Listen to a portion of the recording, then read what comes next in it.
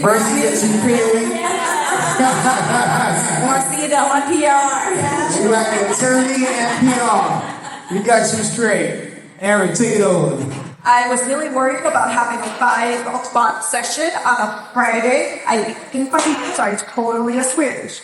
Yes. So thank you everyone for joining us. We're here for a conversation on education and workforce development. We have our interpreters in the back of the room, to my panelists. I also want to invite you to speak in shorter chunks so that the interpreters have time to deliver. If you are using an interpretation headset, we are at channel 2. So we all good. If you need to get an interpretation headset, it's right outside. But thank you everyone for joining us. My name is Erin and I am your air traffic control for this conversation. We are here to talk about education and workforce development, especially as it pertains to the diasporic communities around the world. I come from Seattle, Washington, and also I also claim Honolulu, Hawaii as part of my hometown because I report to part of Mainipi, I report to part of Hawaii as part of the Asian diaspora community. And now I work in St. Philippines. So that's just my credentials, so you understand why I have a white gumbo today. I'm going to invite my panelists to go down and very briefly, because we don't have a lot of time together, to very, very briefly, because you're all accomplished, but we want to save time for conversation. And then go all of you to fill the entire time alone. So very briefly, introduce yourself. Good afternoon. I am Danielle Harrington, and I what they call Harrington Learning Consultants. So I deal with HR strategy and organizational development. I deal with a lot of Fortune 500, Fortune 100 companies around their strategic stuff for their companies. And also, this is a big issue for us now, looking at talent, how to fit in, and how to retain. Bom dia, buenas tardes. That's all I got for you. My name is Rochelle Payne. First, I can give a shout out to Marcia Perry. She's CEO of Perry and Bigwig Group, who introduced me to this wonderful community, and to Cordell Carter for embracing me this year. I am Rochelle Payne. I'm Vice President for Strategic Communications and Marketing at Hampton University. I'm responsible for leading the teams that develop the strategies to tell the stories of the people in the program at Hampton University on the world stage. Very intended. Hi everybody, my name is Carlos Silva. I'm actually from Brazil, so I think I'm representing the country.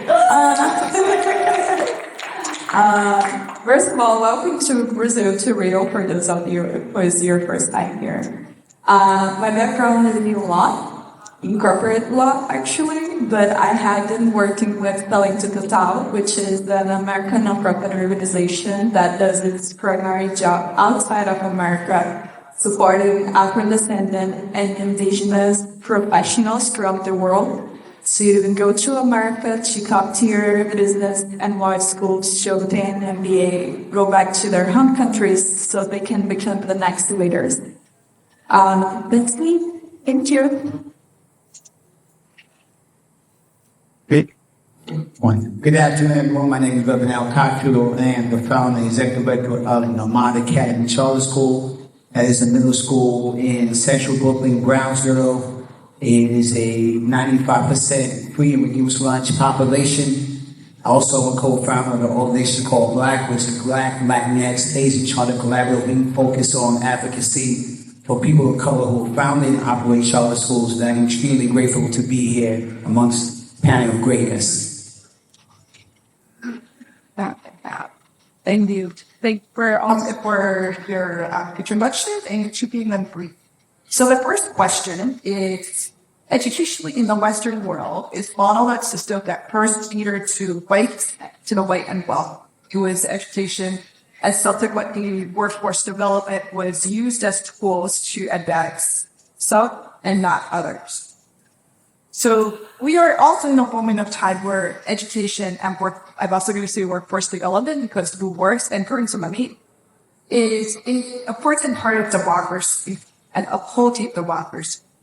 So how do you think about these two truths, and how are you working in your spheres of influence to address these two truths?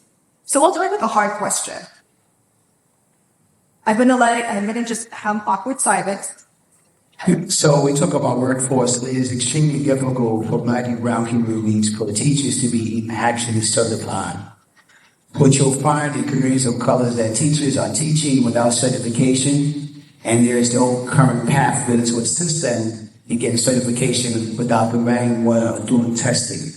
And so even in New York City, when I said we're co-founder of Black, we have a bill in the legislature in New York State that is called the READ Act. What it is essentially is to be able to give a pathway of certification for teachers to be able to get the amount of income that other teachers who are certified, which are mostly white, to be able to get the proper wage that they should be. And so I think when you think about workforce, it is extremely difficult for people of color to have the same access as our white counterparts. And so we are intentionally being focused around teacher education in New York State. Hello, honey. Hope that you can hear me above the stage here, but I'm going to look at it from a 30,000-foot view. Hampton University is an historically Black college university located in southeastern Virginia. It was founded on a premise with the intention of educating free men and women. So we started out with a mission to close the gap, if you will. And that's been our mission for the last, at least at Hampton University, the last 155 years.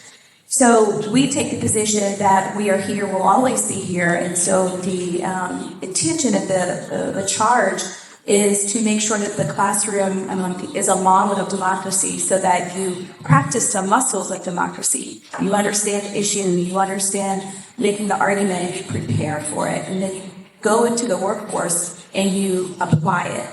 So I think that the white Eurocentric viewpoint is something in proximity to power, the proximity to purpose is very interesting because my job is to disrupt the narrative. My job is to disrupt or to abuse the world of the idea that intellectual and Black are mutually exclusive. Top talent is Black talent. And so it's my job as the person that's responsible for the communications apparatus to make sure that I unpack what that means. And so the more that you disrupt the narrative, the more likely you can disabuse people of the idea that Black people are not talented. So we have a view of the diaspora, and that's how we, how we move that forward. So it's a really interesting question because and perspectives that they bring, because think about Brazil, US 20 years ago, 50 years ago. So we are still receiving education to our kids that were created actually in the 1960s, 1970s. So it's literally designed for keeping society in a way that Black and brown kids are blue-collar workers and white kids are the leaders and are the student administration and are the legislators and the politicians. We saw a lot of politicians here today, and they are a very small pool of the poor Black and brown, and it's only happening in the recent years. So we're starting to the town, we try to bring the knowledge of opportunity and to help these professionals dream about opportunity. Because that's the first step in an equation and throughout your professional life is having the opportunity to dream. And in our education, and I will speak about why I know in our education in Brazil, that's not what is being taught to our kids. They're taught to be, to get into a company and stay there until they retire, and they don't know anything outside their hometown. Stand it. Shut. What? In. Right. Thank you. Hello. So I come from the perspective of working with the actual employers. So looking at it from a standpoint of, do you have teachers, like you mentioned, that aren't certified? So they want to teach, but there is an economic component to it of paying for the training for the certification and then taking the test. So that keeps a lot of those minority teachers out of that pool of getting the certification. So one of the clients that I work with, that's one of the issues that they have at their school. So what they're offering as a part of that recruitment process and enticement as the benefit package is to pay for that. So they got a grant where the teachers have to commit 3 years. So that course is a 1-year course for them to get their certification, and then they're required to do 2 more years after. And you mentioned one of the things about, employees staying with an employer for their entire time. And it's now a paradigm shift with the younger generations that they don't believe that anymore.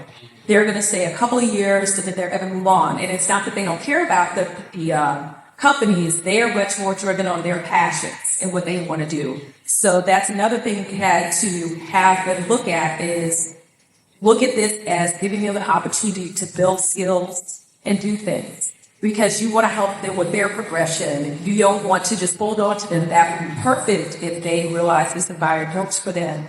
But we have to position it in a way that it is giving them professional growth to go out and do it. So.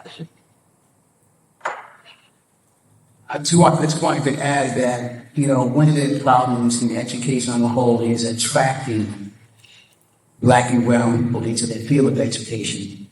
And that is an extremely difficult problem, not just in New York, but across the country and around the world, because of the wages. And we've done, and that same thing I was talking about earlier, is that we have a tax baby piece where they will get student loans reduction or free because of, just to be able to attract them to even want to do the field of education. There's some people that are great in education, but they refuse to get the field because of the amount of salary they get. So that's another piece that we have to be intentional about. Yeah. You said a very interesting word, tracking. And it's not only in the grade levels, it's actually at the college level, because when you think about HBCUs, and I'm a graduate of HBCU, HBCUs are generally 7 to 12 times underfunded, which has an impact on their research capabilities, their credit classification. It has an impact on the teacher salaries. It has an impact on is in the classroom. For example, our J school, there's equipment that students need to have access to, or need to understand and be comfortable with, because if they don't, when they go for their first year of employment, their salary is typically a lot lower than the students who can go to internships for free and learn the equipment because they don't have to work to go to school. So alumni givings, philanthropic activity from corporations, government subsidies, government appropriations, all of those things are important because it's tracking at that level as well. So it's very important to understand that this is something that starts from the cradle to the grave, and we're in a constant battle at every point to disabuse the narrative that lack of intellectual and mutually exclusive. And if I may add to that, it's very interesting how education, the education system is so selective regarding color that I will bring some information for you guys about Brazil. So Brazil, we, Black and brown, we're not a minority. We are over 56% of the population. However, when we look in the public education, 90% of the students in public schools are Afro-descendant. However, only 47% of this population will graduate from high school. And we have a large dropout of school, and it's always women. So 8 in every 10 people who drop out of school are watching. So that's an important factor to also bring to this. The fact that when we're looking into the Afro-descendant population in Brazil, we also need to think about the fact that women being the ones who are receiving the last amount of education. Thank you for sharing those statistics. That proves a point on how important it is to run your data, disaggregate your data, and disaggregate it really well to pull out who's missing from our education, who's missing from our workforce. So I'm going to make that the next question. Who is missing that we need to all pay attention to? We have a room full of people for a different parts of profits, government, private sector, who are putting new things for new policy that they need to pay attention to pull back into the education system, to pull back into the workforce, and to create pathways for.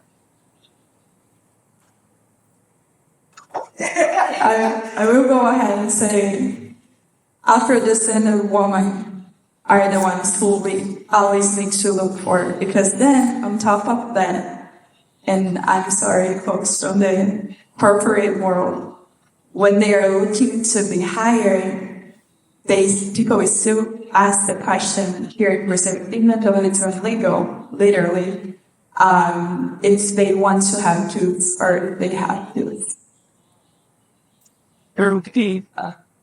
So that goes to something that I was thinking about. It is those support mechanisms that the students need. And that support can be one of those things, especially unfortunately, at high school and above, daycare. Younger kids, food, just basic needs, support the students so that they can be successful. At home, it is one of those things of re-engaging parents, even though you can't opt them because they're in survival mode to take care of their kids, but it's re-engaging those parents as a part of that community, because they're the ones that can advocate and demand more. So I think it's a holistic way of looking at this. It's not just corporate, government, nonprofit, it's family. I think from a different perspective, I think whether parents are engaged or not, we have a responsibility to educate children. And I think if, Black and brown-led schools, nonprofits, across the board, get less than 1% of philanthropy dollars. So I think what's really missing is philanthropy dollars in our Black and brown organizations, school-run-led, because if we had the philanthropy dollars, we could get the resources to give the children what they need. And you're talking about, when I started in middle school, one of the authorizers, board members of the trustees of SUNY said, well, why would you start a school in 6th grade? It's already too late. I said, well, what happens to the ones who have a terrible K-5 experience and still need a good middle school to go into? And so when I started the school, I committed to do turnaround work. So if I had the philanthropy dollars, I could give the children more resources, more wraparounds, or more one-on-one attention to each child to get them to where they need to be, even though they've been already behind coming into middle school. So what I think is missing in the Black and brown-led organizations, nonprofit space, educational space, is philanthropy dollars. Wait. How would that? Good. I kind of feel like Issa Rae when she was asked, who are you voting for? I'm voting for everybody black. But I would say, and this is not a political statement, that I would say black men in any industry, because it's typically not until college, if you go to a HBCU, college, that you ever see a black man as a teacher. And so when you're talking about power structures, the black woman is very popular. I understand that, but it's the black man that's going to be in that room that's going to go golfing with the white man that's got the seat of power. So if I were to add anything to what a distinguished colleague said, it would be black men from any industry that can come back and talk to the students and tell them the things that they need to understand about power and about reading a room and about understanding how to interpret what is a microaggression and when you're just annoying, things like that are very, very important soft skills that I think is important, as important as the curriculum and as important as philanthropic giving. I'm a black male. I'm in the building.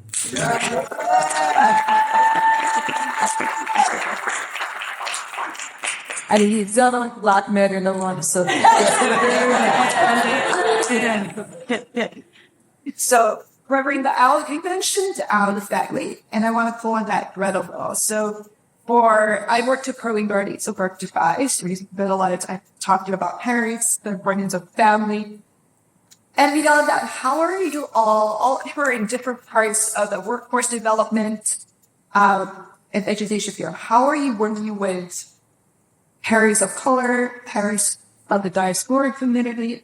I've also been extending this a little bit to immigrants and the specifically people of color, to making sure that they have a voice, that the education system is catering to their needs, which are very right and systemic. And for workforce development, how are you also thinking about to create systems that support families of color? So glad you asked me that question. I have in the room Sabrina Lamb, who is the founder of World of Money, and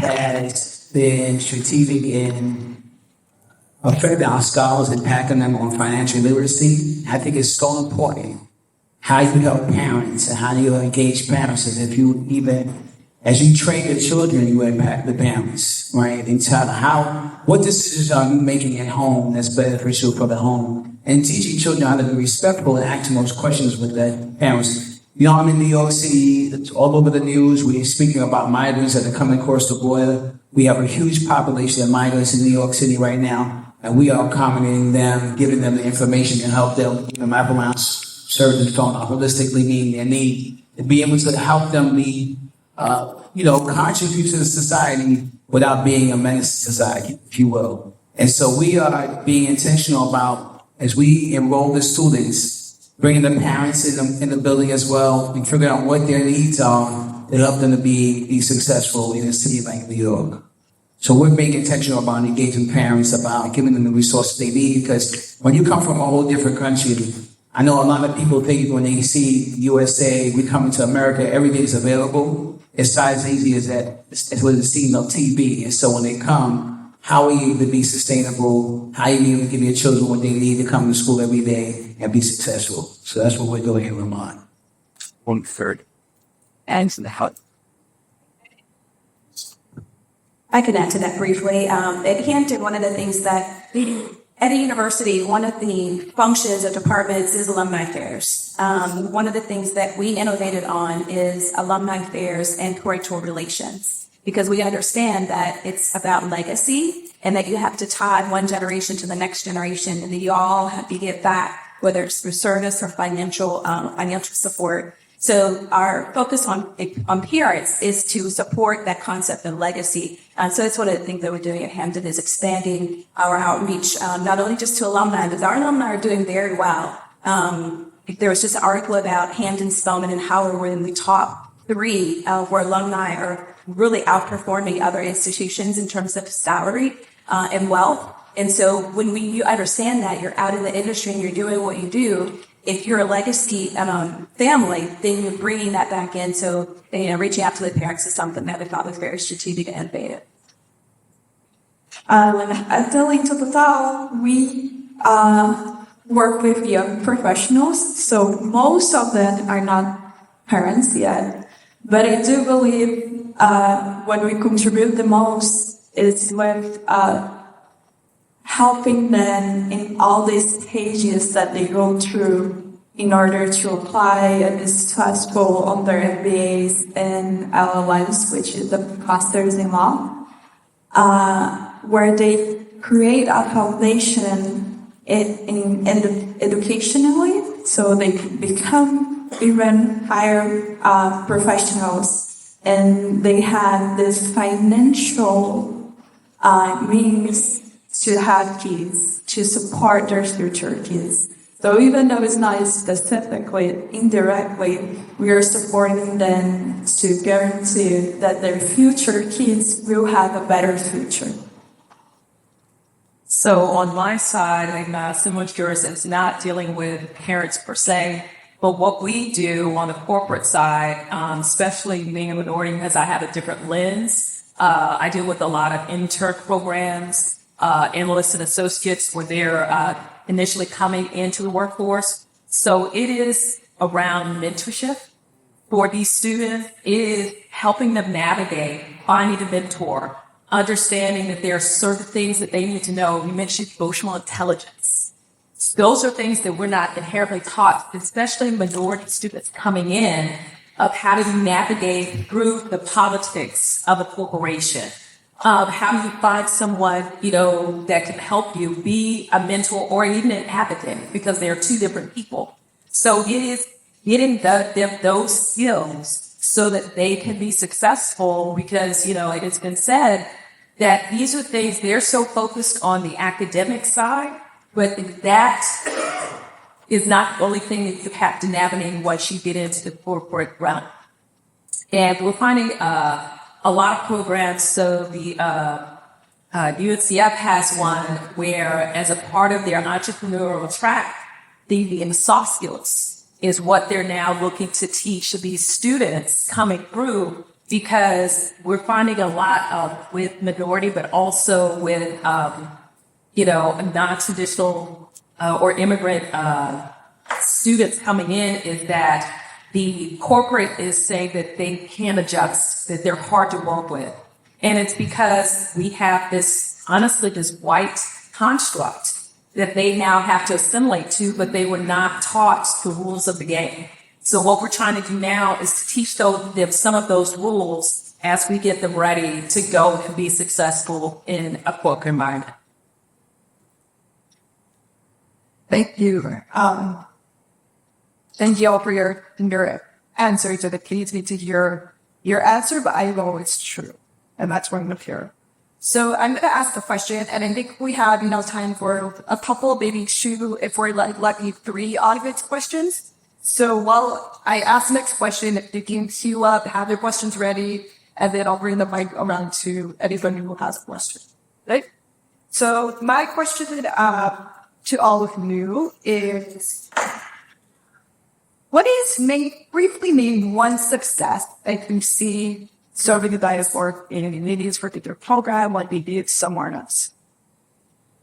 I can take that off. One of the things that I can attribute as define as a success is that our retention rate is about 39%. And so what that means is, break it down a little bit. I don't want to assume that everyone's from in an academic environment. What that means is our value proposition is solid. That means is that the transition of leadership, we just experienced a transition of leadership from a president that was serving for 44 years. I was invited to come back to my alma mater to help serve and establish the leadership legacy of a new president. And so we focused on 6 things. We focused on academic rigor. We focused on the infrastructure. We focused on stakeholder engagement, focused on operations. We focused on athletic excellence. Right, Mary-Jen?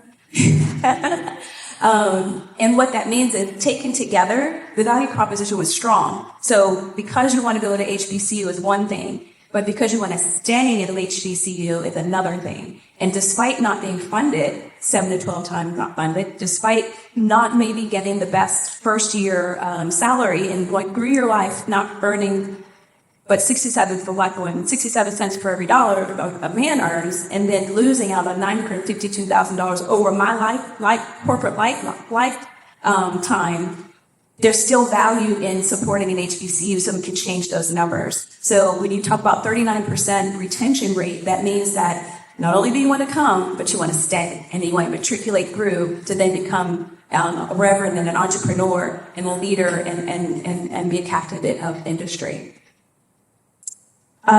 For us, it is placing the first Afro-Brazilian to ever go into Harvard Business School for a full-time year.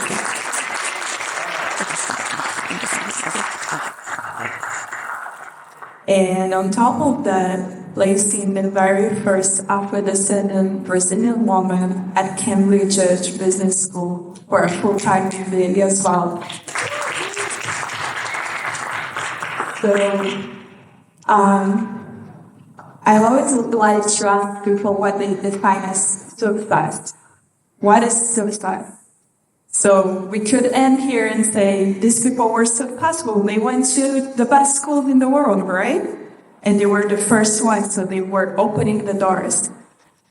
And they are holding it. That is the success for us because they both came back to Brazil. They are both becoming leaders in their spaces, and they are making sure they are coaching, they are doing supporting of the next cohorts that Collective Total has, and not just for Brazilian, for all the participants that we have from Latin America and Europe that are coming behind them. So for us, success is not just placing these people in school, but making sure they have the social responsibility to holding the door open.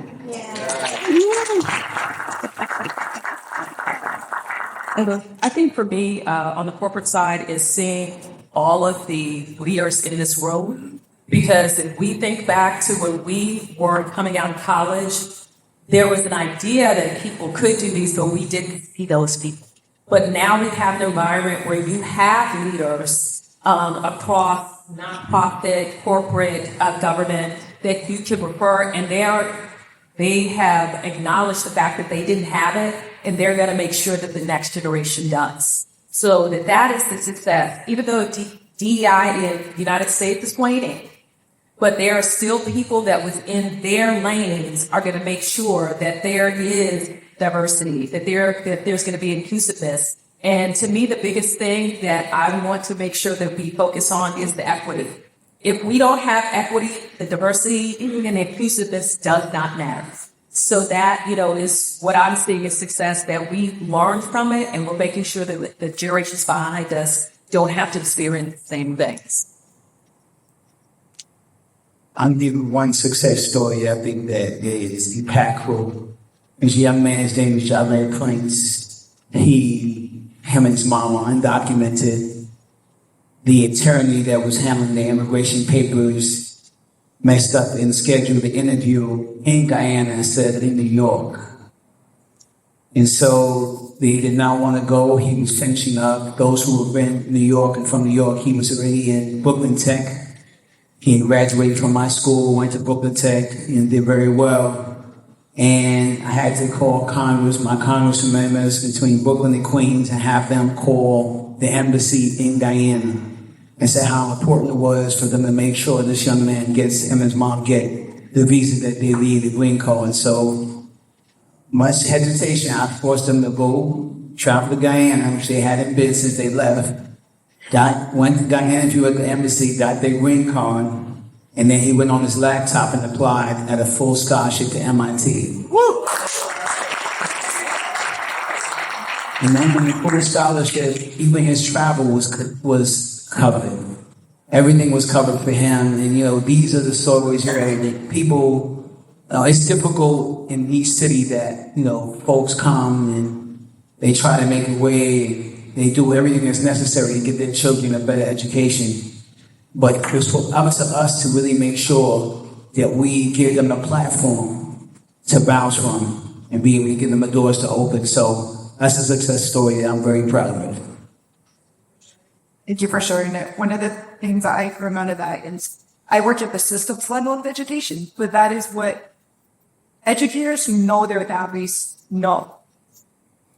Like a school system wouldn't know that probably, and educator was connected to that. Although I will also do so resources the privilege of power to support their students. So I'm going to call that out. And I think that is what all of you have power to make in your own ways and different ways. We have time for one on next question if we're going to end that time. So we were late, but I get more than one question. And that's the last one. Great hand, by the way. My question is directed to Caroline. You mentioned that women or young women are the ones that are having issues with graduating from high school. Can you give us more insight into as to why that's happening? And you're a lawyer. You're from Brazil. So can you talk more about your background in terms of how you were able to break that stereotype? What's your name, son? Your name? Bernie Lawrence Watkins. Thank you, Bernie, for your question. The first part is, again, think about the United States 40, 60 years ago. In Brazil, society is very common for families to understand that it's the woman's duty to take care of the house. So when you look to Afro-descendant families, they are usually large. Usually kids are not that far apart, and it will be the responsibility of the older daughters to take care of their young siblings. So their parents can work, etc. So if they have a full-time job of taking care of their young siblings and taking care of the house, they won't really have that much time and energy, essentially, to focus in school. And then you look to the education system that is focused on numbers and not developing the kid. And if you are not obtaining a good grade and you're not attending school, they won't really take the time to understand why that is happening. And they will start calling the kid out and saying, hey, if you don't want to be here, why are you here? I come from the public schools in Brazil, so I heard that people saying that to other kids in my classes all the time. So they are not encouraged to be in school. So if they already have all this load of responsibility and they're not being encouraged to be in that space, why they would keep going? So they drop out. Essentially, that is the pattern. The second big motivation is because they need to start working to support their family. In Brazil, we still have a really high number of, and if you go to the streets of Rio, you will see that too, of kids working, selling stuff. That's very common in Brazil as well. So that those two things are the biggest reasons why women are the large number of drop out of school. And then your second question. You're a lawyer. Yeah. You're from Brazil. Yeah. How were you able to break that stereotype? My mom was the reason why I was able to break that stereotype. So I come from a single parent house. My mom never finished basic education, but she understood the importance of education in people's lives. So she always made sure that I was in school, that it did not matter how tired she was, she would sit with me and help me with my homework, even though she may not even know how to solve the problems that I was doing, honestly. But she would sit with me and go through it with me. She made sure that I was allowed to dream. For all. She made sure that I was allowed to dream, and that she would do everything that she could to help me make my dreams come true. So I'm also first generation. I was the first lawyer of my family. I was the first person to leave the country. I'm unfortunately still the only one who speaks English. So it was a lot of effort from my mom and then from her mom and all by herself.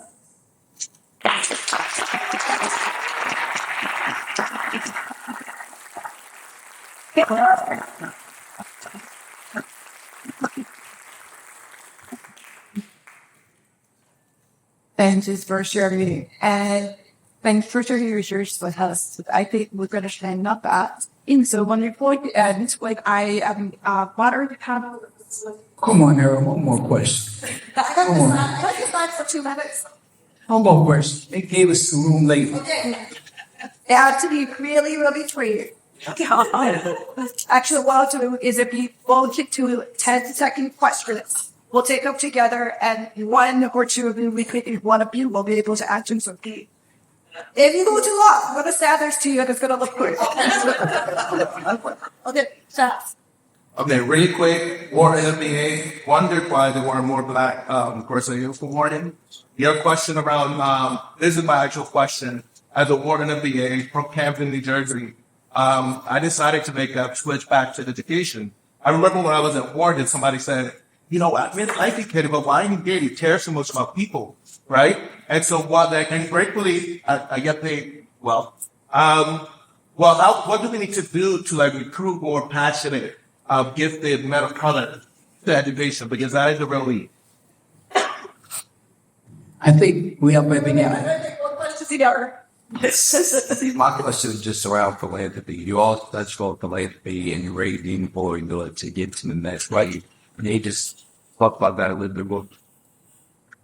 So quickly on vote, I think a lot of, I like you said, I have an MBA. My parents started with school 40 years ago. That's how I got into education because they felt they had too many parents come and complain about. Teachers said, why are you doing that? You're not going to amount to anything. So back then, they didn't have teachers or leaders of color in their classroom, in their buildings. It was very difficult for them to have an education that was equitable. So I think if Black men, even if they're in different areas of expertise, whether it's business or engineering, if they would lend themselves to the educational space, they can inspire me to do more. And the philanthropy piece, it is just the philanthropies, it just have not been intentional about giving money to people of color. Somehow, and I'll give you an example in New York City, we have most of the charter schools that are really run by white folks. We have less than 10% schools in New York City that are operated and founded by people of color. But yet, the ones who are not people of color get 99% of philanthropy dollars. And so somehow, under some hypnosis that they feel that they can educate our children better, and so they put the philanthropy dollars in the hands of white folks. And so the philanthropists, they have to be intentional about giving people of color, Black people, brown people, money that they can be able to do better. We can get better results if we get the same amount of money that others get. You ready? Well, should he that? Can I just say one thing? I just want to acknowledge that we have one person here, Leonardo Comeia, if you can please stand up. So Leonardo is currently, he's a Brazilian, he's a lawyer as well, and he's currently interviewing for business schools. He's representing all 5 other folks from Talento to Top who are currently going to an MA, interviewing to the top business schools in the world, and they all have projects to the social impact back in Brazil. So responding your question.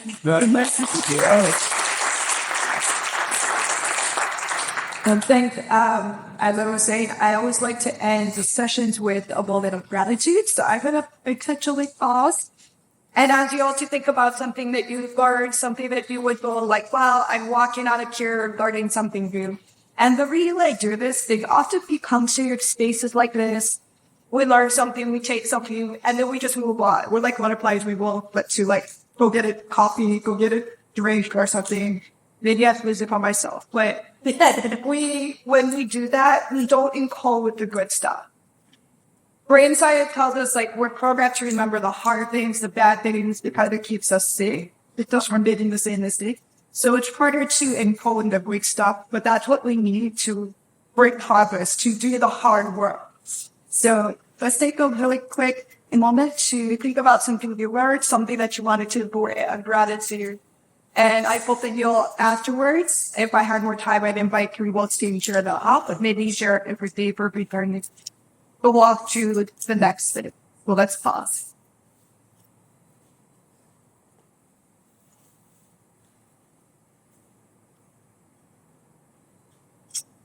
Well, thank you very much. Let's thank our hands.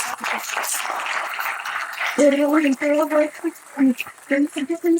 learned a lot. I hope that connections will continue. One of the joys of the Diaspora Festival like this is that part can be learning from each other. And, amongst talent, joy, people doing incredible. Just to hear from our moderator, Eric.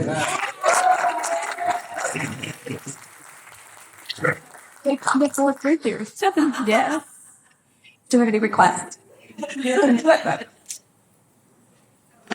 Oh, yes. Because we can't